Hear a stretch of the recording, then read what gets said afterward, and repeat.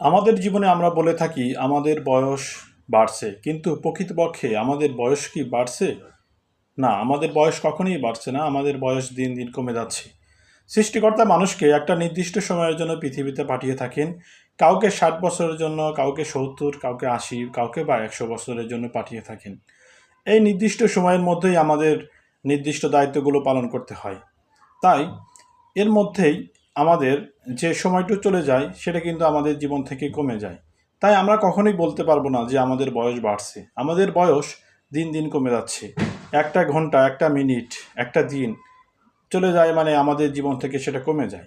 তাই আমরা কখনোই বলবো না যে আমাদের বয়স বাড়ছে। আমাদের বয়স দিন দিন কমে যাচ্ছে। তাই আমাদের উচিত আমাদের নির্দিষ্ট দায়িত্ব সঠিকভাবে পালন করা, সময়ের মূল্যায়ন করা এবং সৃষ্টিকর্তাকে ডাকা। তাহলেই আমাদের জীবন পরিপূর্ণ সুখময় হবে এবং সার্থক হয়ে উঠবে ইনশাআল্লাহ। ধন্যবাদ সবাইকে।